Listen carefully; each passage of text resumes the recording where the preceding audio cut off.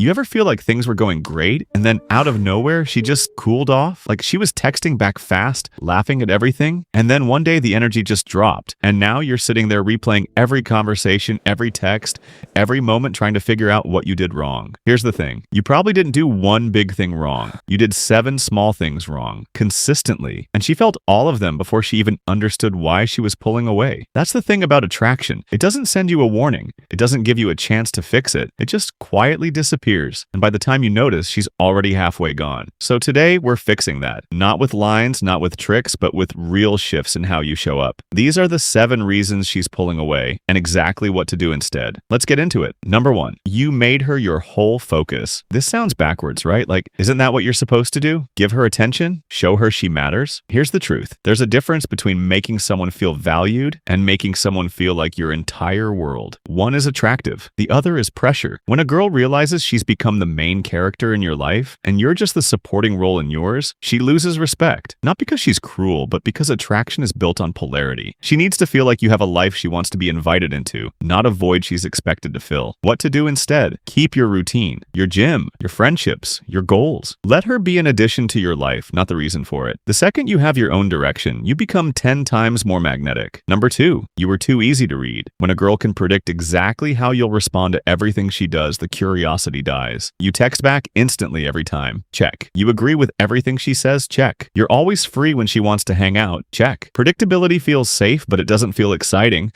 And attraction lives in the space between safety and excitement. Bro, I'm not saying play games. I'm saying have an actual life that makes you occasionally unavailable. Have opinions she doesn't expect. React in ways she didn't see coming. Not to manipulate, but because you're a full human being, not a trained response. What to do instead? Next time she asks what you think, actually say what you think. Even if it's different from her opinion, respectfully, but don't fold just to keep the peace. Women are drawn to a man with a spine. Number 3, you chased reassurance instead of giving it. This one is the silent killer. You're not dramatic about it. You don't cause scenes. But in small ways, you constantly look for confirmation that she still likes you. You check if she's read your message. You notice when her response felt shorter than usual. You bring up, "Are we good?" after she has one quiet day. Here's what she's feeling when that happens. Exhausted. She becomes emotionally responsible for your stability. And that's a weight most women won't carry long term. Women want to feel safe with you, not responsible for you. What to do instead? Handle your emotional state before you bring it to her. If something's bothering you, process it, then speak calmly when you're grounded. That's not emotional suppression. That's emotional maturity. And women feel that difference. Number 4, you over-communicated your feelings too fast. Listen, vulnerability is attractive, but there's a timing to it. When you're 3 weeks in and already telling her she's the best thing that's happened to you, that you've never felt this way, that you're terrified of losing her, bro, she's not moved. She's overwhelmed. You haven't built the foundation yet. She doesn't have enough shared experience with you to hold that weight. So instead of feeling connected, she feels trapped. Real vulnerability isn't dumping everything out at once. It's slowly peeling back layers over time as trust is built. It's sharing pieces of yourself and letting her earn more. What to do instead? Let the depth grow naturally. Don't perform emotion to prove you're different from other guys. Just be present, consistent, and let the feeling develop at its own pace. She'll value it so much more when it builds over time. Number 5, you said yes to everything. She canceled last minute. You said no worries. She showed up an hour late. You said, "It's fine." She flaked on plans you'd both made. You said, "Don't worry about it." Bro, every time you let something slide that you actually cared about, you sent a message. The message was, "I don't value my own time enough to ask you to value it." And she received it. She might not have said anything, but she felt it. And slowly, without either of you realizing, she started respecting you less because you stopped respecting yourself. This isn't about being cold or keeping score. This isn't about being cold or keeping score. It's about having quiet standards, calm ones. Not dramatic, not emotional, just clear. What to do instead? Next time she cancels last minute without a good reason, don't say no worries. Say, "All good, just let me know earlier next time." That's it. No lecture, no attitude, just a calm, firm boundary. That's the version of you she'll actually respect. Number 6, you stopped having mystery. Remember when she first met you? She didn't know everything about you. She was curious. She'd pick up on little things and wonder what they meant. That not knowing kept her engaged. And then you gave her everything. Every story, every struggle, every fear, every detail about your past. past, every thought you had, all of it, up front, within weeks, and suddenly there was nothing left to discover. Mystery isn't about lying or being distant. It's about not narrating your entire inner world on demand. Let some things be earned. Let some answers come slowly. Let her sit with a little curiosity. What to do instead? When she asks you something personal, you don't have to answer completely the first time. You can smile and say, "I'll tell you that one eventually." That's not a game. That's self-possession, and it's addictive. Number 7, you stopped growing. This is the final one, and honestly the most important. When she met you, you had momentum. You had something you were working toward. That energy, that drive, that sense of a man in motion, it was magnetic. But somewhere along the way, you shifted your focus from your purpose to her. You started measuring your days by her responses. Your mood rose and fell with her attention. And that forward momentum, the thing she was drawn to in the first place, quietly stopped. A man with a mission is attractive. A man who's paused his mission to chase a girl is not. Women don't want to be the reason you stopped growing. They want to be with someone who makes them feel like they have to grow too. What to do instead? Get back to your thing, your project, your career, your craft, your health, whatever it is. Not because you're trying to make her chase you,